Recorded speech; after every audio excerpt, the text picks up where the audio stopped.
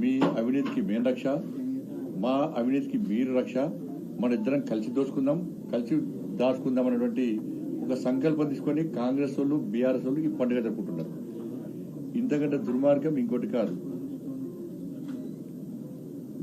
ఇంతవరకు BRS party చేసిన అవినీతి మీద ఆరోపణలు చేస్తున్నారు, సిట్లు చేస్తున్నారు, విచారణ పేరుతో కాలయాపన చేస్తున్నారు తప్ప ఇంతవరకు కేసీఆర్ కుటుంబంలో ఒక వ్యక్తిని కానీ రాజకీయ నాయకుడిని కానీ అరెస్ట్ చేసిన దాఖలాలు లేవు, చర్యలు తీసుకున్న దాఖలాలు లేవు. చర్చల పేరుతో విచారణ పేరుతో కాంగ్రెస్ పార్టీ కాలయాపన చేస్తున్నది. కాంగ్రెస్ పార్టీ పాల్పడుతున్న అవినీతికి కానీ కాంగ్రెస్ పార్టీ యొక్క ప్రజా వ్యతిరేక విధానాలు కానీ బీఆర్ఎస్ పార్టీ ప్రశ్నించే ప్రయత్నం చేస్తలేదు. 6 గ్యారెంటీల విషయంలో అసెంబ్లీ పెడితే ఓల్గో తిట్టుకుంటున్నారు.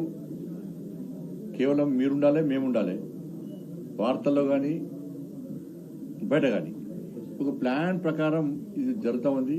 కాబట్టి వీళ్ళ అవినీతికి వాళ్ళు రక్ష ఉంటున్నారు, వాళ్ళ అవినీతికి వీళ్ళు రక్ష ఉంటున్నారు. ఇదే కాంగ్రెస్ బీఆర్ఎస్ పండుగ పార్టీ యొక్క రక్షాబంధన్ పండుగ. కేటీఆర్ కామెంట్ చేశారు, మీ పైన 10 లక్షల దాకా కేసు చేస్తాను, మీరు చేసిన కామెంట్స్ వెంటనే ఉపసంహరించుకోవాలి, 40 గంటల టైం ఇచ్చారు. మీరు ఏం కామెంట్ చేసినా ఫోన్ ట్యాపింగ్ చేస్తుండ్రు అన్న. మరి మీ చెల్లెనే అన్నది ఆమె ఫోన్ ట్యాపింగ్ చేసిన చెప్పని. మీ చెల్లెకి ఏమిటి? రాధాకిషన్ రావు అనే వ్యక్తి ఆయన వాంగ్మూలలో పెద్ద ఆయనే బ్రాకెట్ లో కేసీఆర్ అనే వాంగ్మూలంలో రాసి ఉంది. దాన్ని కోర్టులో సబ్మిట్ చేసిన అధికారులు, ప్రభుత్వం. మరి రాధాకిషన్ రావుకి ఇస్తావా నోటీస్ ఇస్తావా? ఎవరికి ఇస్తావు నోటీసు? నేనేమంటున్నా అంటే అసలు నోటీసులు ఇవ్వాలనుకుంటే ఈ కేసీఆర్ కొడుకు కానీ కేసీఆర్ కానీ ఎప్పుడు జైల్లో ఉంటారు. అన్ని తిట్లు తెలంగాణలో తిట్టని బూత్ లేదు, మాట్లాడని భాష లేదు, చేయని ఆరోపణలు లేవు, నిరాధార ఆరోపణలు.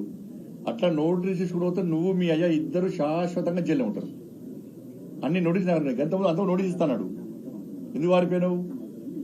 ఇప్పుడు నోటీస్ ఇస్తే నేను చట్టపరంగా ఏం చేయాలి నాకు కూడా తెలుసు.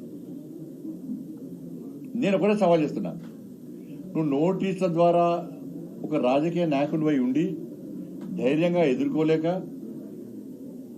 నువ్వు చేసిన తప్పిదాలను కప్పిపుచ్చుకోవడానికి లీగల్ నోటీస్ ఇస్తా అని చెప్పి బెదిరిస్తున్నావు. ఏదో ఒక నోటీస్ ఇచ్చి బెదిరించి అట్నే భయపడతానుకుంటే నీ మురుగత్వం. నేను నీ లెక్క అయ్య పేరు చెప్పి రాజకీయ కష్టం కాదు. నేను తెలంగాణ ఉద్యమంలో ఎవరో చేస్తుంటే పోయి మధ్య జెండా పెట్టి కంకులు కాల్చే కాడ ఫోటో దిగి, దోషలు వేసే కాడ ఫోటో దిగి, చావటలో పోయి ఫోటో దిగి, మధ్యలో జెండా జేఎస్ఎల్ మీటింగ్ పెట్టి మధ్య జెండా పెట్టి రాజకీయ నాయకుడు అనేటువంటి వ్యక్తిని కాదు. నేను చిన్నప్పటి నుంచి ధర్మము దేశము అనేటువంటి ఒక ఆలోచనతో, ఒక జాతీయవాద భావజాలంతో, ఒక హిందూ ధర్మరక్షణ కోసం పాటుపడుతూ హిందూ సమాజాన్ని సంఘటితం చేస్తూ అనేక ఉద్యమాలు చేసి అనేక కేసులను భరించి అనేక సార్లు జైలుకు పోయి పోలీసుల దెబ్బలు తిని వచ్చినటువంటి వ్యక్తి నేను. మా నాయన పేరు చెప్పో మా తాత పేరు చెప్పో నేను వచ్చిన వ్యక్తి కాదు. నీకు నాకున్న తేడా అది. నేను ఒకటే సవాల్ చేస్తున్నా, చలో ఏ గుడి కంటే ఆ గుడికి నా కుటుంబంతో సహా వస్తా, భార్య పిల్లతో సహా వస్తా. నువ్వు మీ అయ్యా, మీ అమ్మ, మీ భార్య, మీ పిల్లలందరూ కూడా ఏ గుడికి వస్తారో రండి. మేము ఫోన్ ట్యాపింగ్ చేయించలేదు, ఫోన్ ట్యాపింగ్ నాకు నీకు సంబంధం లేదు, ఫోన్ ట్యాపింగ్ చేసిన విషయం నాకు తెలియదు అని నువ్వు ప్రమాణం చేస్తామా? నువ్వు దాస్తికి నువ్వు మీ కుటుంబ సభ్యులందరూ వచ్చి ప్రమాణం చేయండి. నేను మా కుటుంబ సభ్యులందరూ వచ్చి ప్రమాణం చేస్తాం. నువ్వు ఫోన్ ట్యాపింగ్ చేయించినావు, నీకు సంబంధం ఉంది, ఫోన్ ట్యాపింగ్ చేసేది నీకు తెలుసు, నీ భాగస్వామ్యం నేను ప్రమాణం చేస్తా. సిద్ధమా చెప్పు, డే టు టైం. తప్పించుకుంటే నేను సమాధానం ఇచ్చిపెట్టా, రాసిపెట్టుకో.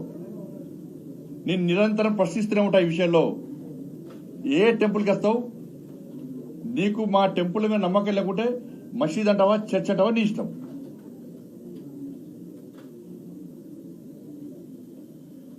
ఈ సవాల్కు నువ్వు సిద్ధమా? నేను రెడీ. మా భార్య పిల్లతో సహా కుటుంబ సభ్యులు అందరం వస్తాం, మేము ప్రమాణం చేస్తాం. తడి బట్టలతో కూడా ప్రమాణం చేయడానికి సిద్ధం. నువ్వు రెడీయా చెప్పు. నువ్వు మీ కుటుంబ సభ్యులు మీ నాయనతో కూడా మాట్లాడు. ఒక్కరోజు ఫామ్లోకి బయట రమ్మను. మా కుటుంబానికి సంబంధం లేదు, ఫోన్ ట్యాపింగ్ విషయం మాకు తెలియదు, అసలు నేను ఒకటే చెప్తున్నా, ఇది సిద్ధమా చెప్పు. బీఆర్ఎస్ పార్టీల మాజీ ఎమ్మెల్యేలు కానీ మాజీ మంత్రులు కానీ ఎవరికైనా కానీ కొంచెమన్నా మీకు రోషం ఉంటే అసలు ఆ పార్టీ ఇచ్చిపెట్టి బయట రావడం. మీరు మీ అందరి ఫోన్ ట్యాప్ చేసాడు. ఆ లిస్ట్ చూసి పోయి చెప్తే లిస్ట్ చూస్తే తెలుస్తుంది.